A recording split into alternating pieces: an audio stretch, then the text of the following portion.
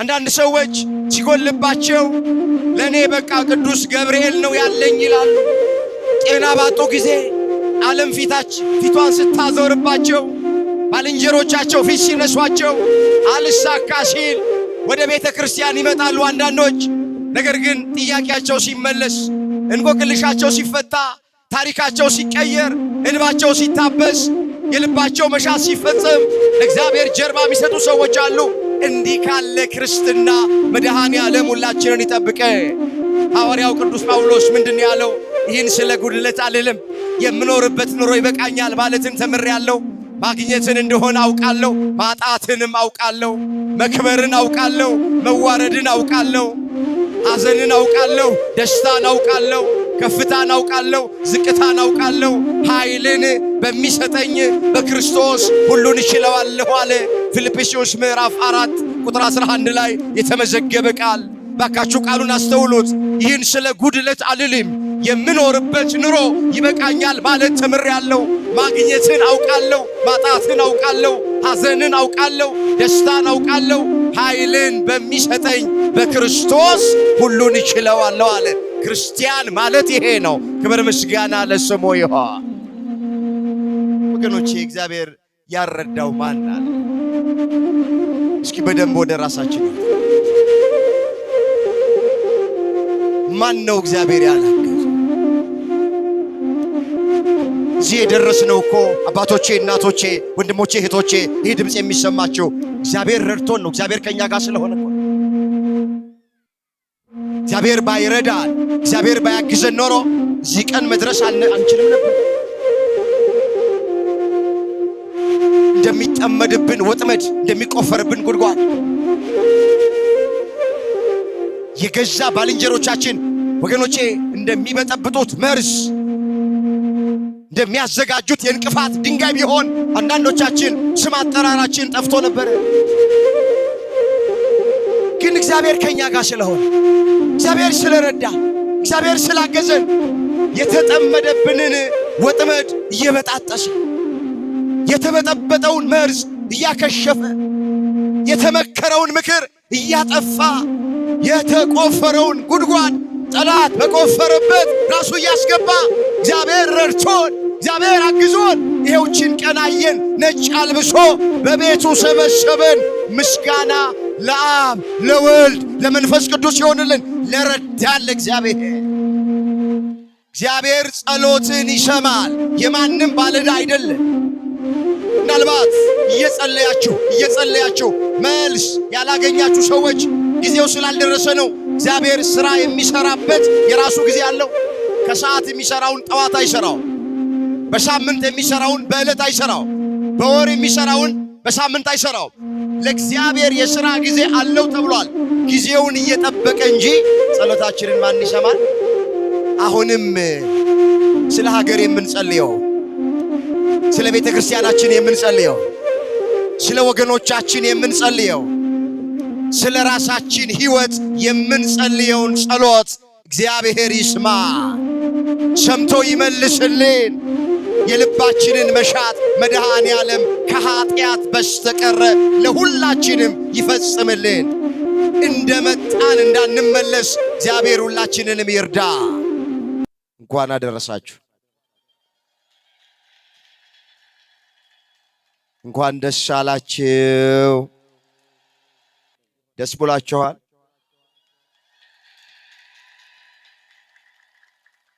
እሺ፣ በምትኖረን አጭር ሰዓት የምንማማርበት የትምህርታችን ርዕስ የሚሆነው አቤኔዘር የሚል ይሆናል። እስኪ ሁላችሁም አቤኔዘር በሉ። እስኪ ድገሙት። እስኪ ለሶስተኛ ጊዜ። ቃሉን የምናገኘው በአንደኛ ሳሙኤል በምዕራፍ 7 ቁጥር 12 ላይ ነው። አቤኔዘር ማለት ቃሉ የዕብራይስጥ ቃል ነው። ወደ አማርኛ ሲተረጎም እስካሁን ድረስ እግዚአብሔር ረድቶናል ማለት። እስኪ እስካሁን ድረስ በሉ። እግዚአብሔር ረድቶናል። ምን ብሎናል? አመስግኑት። አቤኔዘር እግዚአብሔር ረድቶናል፣ እግዚአብሔር አግዞናል። ስሙ የተመሰገነ ይሁን።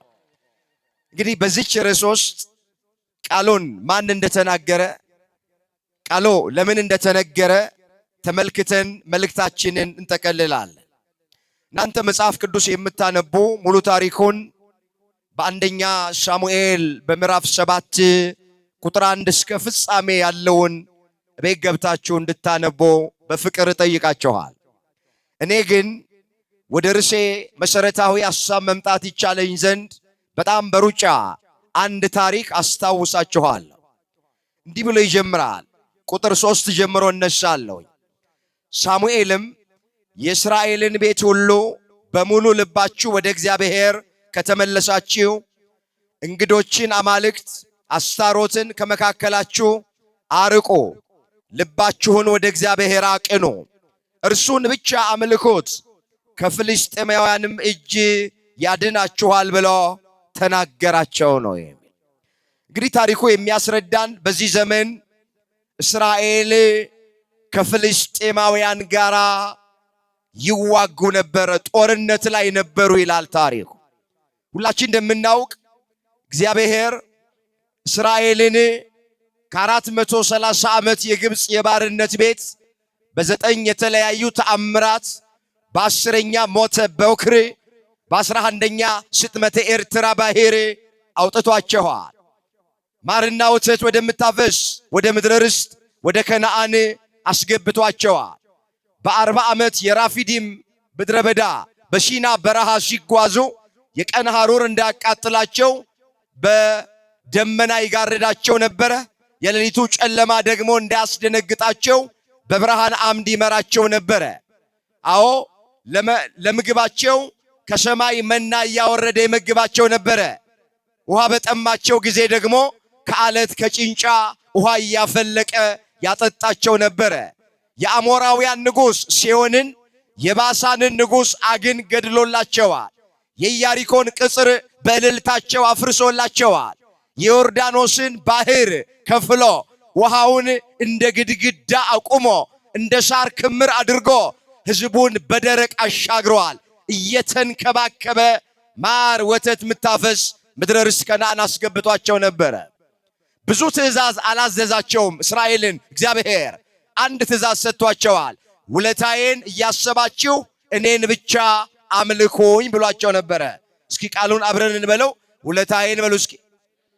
እያሰባችሁ እኔን ብቻ አምልኩኝ። እኔን ብቻ ምን በሉኝ? በቃ እግዚአብሔር ከባድ ሸክም አልጫንም ለእስራኤል። ውለታዬን እያሰባችሁ አለ። የምን ውለታ? መና አውርጄ እንደመገብኳችሁ ነዋ። ውሃ ፍልቄ እንዳጠጣዋችሁ ነዋ። የኢያሪኮን ቅጽር እንዳፈረስኩላችሁ ነዋ። የዮርዳኖስን ባህር እንደከፈልኩላችሁ ነዋ። እግዚአብሔር ለእስራኤል ያላደረገው ያደርግ ዘንድ የሚገባ ያስቀረባቸው ነገር የለም። ነገር ግን እንመለስ ወደምፈልገው ነገር እንዳይሰፋብኝ። በዚህ ስፍራ ላይ ግን እስራኤል ለእግዚአብሔር ጀርባቸውን ሰጡ። ግንዱን አንተ አባቴ ነህ፣ ድንጋዩን አንተ ወለድከን እያሉ ለእግዚአብሔር ጀርባቸውን ሰጡ። ፊታቸውን ለአምልኮተ ጣዖት ሰጡ።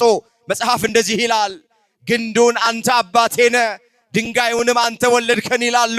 ፊታቸውን ሳይሆን ጀርባቸውን ሰጡኝ አለ። በመከራቸው ጊዜ ግን ተነስተ አድነን ይሉኛል አለ። ትንቢተ ኤርምያስ ምዕራፍ 2 ቁጥር 27 ላይ የተመዘገበ ቃል። የሁላችሁ የእስራኤል ትልቁ ችግራቸው በመከራ ጊዜ የእግዚአብሔር ሰዎች ናቸው። ሲርባቸው እግዚአብሔር እግዚአብሔር ይላሉ። መና አውርዶ ሲመግባቸው ጣዖት ስር ሄደው ይንበረከካሉ። በተጠሙ ጊዜ ወደ እግዚአብሔር ይጮኻሉ። እግዚአብሔር ጮኸታቸውን ሰምቶ ውሃ አፍልቆ ከአለት ሲያጠጣቸው ከተራራ ራስጌ እየሄዱ መስዋዕትን ይሰዋሉ። የእስራኤል ትልቁ ችግር የመከራ ጊዜ ብቻ የእግዚአብሔር ሰዎች ናቸው። በምቹ ጊዜ እግዚአብሔርን አይፈልጉትም። እንዲህ ካለ ክርስትና መድኃኔዓለም ሁላችንን ይጠብቃል። ሁልጊዜም ከማጋ መሆን አለብን። አቤት ሲሳካልን ከማጋ፣ ባልተሳካ ጊዜስ፣ በከበርን ጊዜ ከማጋ፣ ስንዋረድስ፣ በጤንነት ጊዜ ከማጋ፣ ታመን አልጋ ላይ ሳለንስ፣ በጠገብን ጊዜ ከማጋ፣ ስንራብስ፣ በተሾምን ጊዜ ከማጋ፣ ስንሻርስ፣ በከፍታ ጊዜ ከማጋ በዝቅታ ጊዜስ ሁልጊዜም ከማጋ ክብር ምስጋና ለእግዚአብሔር ሁልጊዜም ከእግዚአብሔር ጋር። ክርስትና ማለት ይሄ ነው። አንዳንድ ሰዎች ሲጎልባቸው ለኔ በቃ ቅዱስ ገብርኤል ነው ያለኝ ይላሉ። ጤና ባጡ ጊዜ ዓለም ፊቷን ስታዞርባቸው ባልንጀሮቻቸው ፊት ሲነሷቸው አልሳካ ሲል ወደ ቤተ ክርስቲያን ይመጣሉ አንዳንዶች። ነገር ግን ጥያቄያቸው ሲመለስ፣ እንቆቅልሻቸው ሲፈታ፣ ታሪካቸው ሲቀየር፣ እንባቸው ሲታበስ፣ የልባቸው መሻት ሲፈጸም ለእግዚአብሔር ጀርባ የሚሰጡ ሰዎች አሉ። እንዲህ ካለ ክርስትና መድኃኔ ዓለም ሁላችንን ይጠብቀን። ሐዋርያው ቅዱስ ጳውሎስ ምንድን ያለው? ይህን ስለ ጉድለት አልልም፣ የምኖርበት ኑሮ ይበቃኛል ማለትን ተምሬያለሁ። ማግኘትን እንደሆነ አውቃለሁ፣ ማጣትንም አውቃለሁ። መክበርን አውቃለሁ፣ መዋረድን አውቃለሁ። ሐዘንን አውቃለሁ፣ ደስታን አውቃለሁ። ከፍታን አውቃለሁ፣ ዝቅታን አውቃለሁ። ኃይልን በሚሰጠኝ በክርስቶስ ሁሉን እችለዋለሁ አለ። ፊልጵስዩስ ምዕራፍ 4 ቁጥር 11 ላይ የተመዘገበ ቃል። ባካችሁ ቃሉን አስተውሉት። ይህን ስለ ጉድለት አልልም፣ የምኖርበት ኑሮ ይበቃኛል ማለት ተምሬያለሁ። ማግኘትን አውቃለሁ፣ ማጣትን አውቃለሁ። ሐዘንን አውቃለሁ፣ ደስታን አውቃለሁ። ኃይልን በሚሰጠኝ በክርስቶስ ሁሉን እችለዋለሁ አለ። ክርስቲያን ማለት ይሄ ነው። ክብር ምስጋና ለስሙ ይሁን። እንመለስ ወደ ቀደመ ነገራችን። እስራኤል ጀርባቸውን ለእግዚአብሔር ሰጡ፣ ጣዖት ያመልኩ ጀመረ። እግዚአብሔርን አሳዘኑት፣ የእግዚአብሔርን ውለታ ረሱ። የዚህን ጊዜ እግዚአብሔር ተቆጣና ፍልስጤም ለሚባል ሕዝብ፣ ሃይማኖት ለሌለው እግዚአብሔርን ለማያውቅ ላልተገረዘ ሕዝብ አሳልፎ ሰጣቸው። ፍልስጤማውያን በእስራኤላውያን ተነሱባቸው፣ መከራ ደረሱባቸው። የዚህን ጊዜ ነው እንግዲህ የእስራኤል ሕዝብ ወደ ነቢዩ ወደ ሳሙኤል መጣ። በዘመኑ ወደ ነበረው ነቢይ ወደ ነቢዩ ወደ ሳሙኤል መጣ። እግዚአብሔርን በድለነዋል፣ ኃጢአትንም ሰርተናል። እሱን ብቻ ማምለክ ሲገባን ጣዖት ስናመልክ ተገኝተናል። ፍልስጤማውያን ጠላቶቻችን የሰለጠኑብን በዚህ ምክንያት ነው። ወደ እግዚአብሔር ጸልይልን አሉት። ወደ እግዚአብሔር አመልክትልን አሉት። ለምን? የጻድቅ ሰው ጸሎት በስራዋ ኃይል ታደርጋለች ተብሎ ስለተጻፈ። አሁን አንዳንድ ሰዎች እኔም ሰው ነኝ፣ ተክለ ሃይማኖትም ሰው ነው፣ ጊዮርጊስም ሰው ነው፣ አርሴማም ሰው ናት ብለው የሚናገሩ ሰዎች አሉ። ወገኖቼ መጽሐፍ ምን ይላል? የጻድቅ ሰው ጸሎት በስራዋ ኃይል ታደርጋለች ይላል ያዕቆብ። እስኪ ቃሉን አብረን እንበለው። የጻድቅ ሰው በሉ እስኪ ጸሎት በስራዋ ኃይልን ታደርጋለች፣ ግዳጅንም ትፈጽማለች።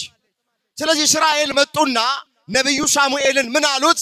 አንተ በእግዚአብሔር ፊት ሞገስ አለህ አሉት። በእግዚአብሔር ፊት ምን አለ? ተቀባይነት አለ። እግዚአብሔር በድለነዋል፣ እግዚአብሔር አዝኖብናል፣ እግዚአብሔር ተቆጥቷል። ከመዓት ወደ ምህረት፣ ከቁጣ ወደ ትዕግስት ዘንበል እንዲል በጠላት ላይ ኃይል እንድናገኝ ኃይል እንድንቀዳጅ ጸልይልን አሉት። ታሪኩ ሰፊ ነው። ነቢዩ ጸለየ፣ ስለ እስራኤል ወደ እግዚአብሔር ጮኸ ይላል መጽሐፍ። እግዚአብሔር የነቢዩ የሳሙኤልን ጸሎት ሰማ፣ ጩኸቱን አደመጠ። ክብር ምስጋና ለአምላካችን ለእግዚአብሔር ይሆን። ጸሎቱን ሰማ እግዚአብሔር። ምእመናን የሁላችሁ እግዚአብሔር ጸሎት ይሰማል። እግዚአብሔር ጩኸት ያደምጣል። መጽሐፍ እንዲህ ይላል መዝሙር 64 ቁጥር 1 ላይ ሥጋ ሁሉ ጸሎትን ወደምትሰማ ወደ አንተ ይመጣል ተብሎ ተጽፏል። እስኪ አብረን እንበለው። ሥጋ ሁሉ በሉ ጸሎትን ወደምትሰማ ወደ አንተ ይመጣል። እግዚአብሔር ጸሎትን ይሰማል አይሰማም? አንዳንድ ሰዎች ከኛ ቤተ እምነት ውጪ ያሉ ኦርቶዶክሳውያን ቤተ ክርስቲያን የሚሰበሰቡት ስርዓት ፈጽመው ለመለያየት ነው ብለው የሚናገሩ ሰዎች አሉ። እኛ ቤተ ክርስቲያን የምንሰበሰበው ስርዓት ፈጽመን ለመለያየት ብቻ አይደለም። አዎ የምንፈጽማቸው ስርዓቶች አሉ። ነገር ግን ወደ እግዚአብሔር እንጮሃለን፣ ወደ እግዚአብሔር እንጸልያለን። እግዚአብሔር ደግሞ ጸሎታችንን ይሰማናል። መስማት ብቻ አይደለም፣ ሰምቶ ደግሞ ይመልስልናል። ስሙ የተመሰገነ ይሁን። ሰምቶም ይመልስ አምላክ እግዚአብሔር ጸሎትን ይሰማል። የማንም ባለዕዳ አይደለ። ምናልባት እየጸለያችሁ መልስ ያላገኛችሁ ሰዎች ጊዜው ስላልደረሰ ነው። እግዚአብሔር ስራ የሚሰራበት የራሱ ጊዜ አለው። ከሰዓት የሚሰራውን ጠዋት አይሰራው። በሳምንት የሚሰራውን በዕለት አይሰራው። በወር የሚሰራውን በሳምንት አይሰራው። ለእግዚአብሔር የሥራ ጊዜ አለው ተብሏል።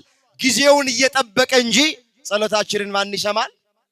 አሁንም ስለ ሀገር የምንጸልየው፣ ስለ ቤተ ክርስቲያናችን የምንጸልየው፣ ስለ ወገኖቻችን የምንጸልየው፣ ስለ ራሳችን ሕይወት የምንጸልየውን ጸሎት እግዚአብሔር ይስማ፣ ሰምቶ ይመልስልን። የልባችንን መሻት መድኃኔ ዓለም ከኃጢአት በስተቀረ ለሁላችንም ይፈጽምልን።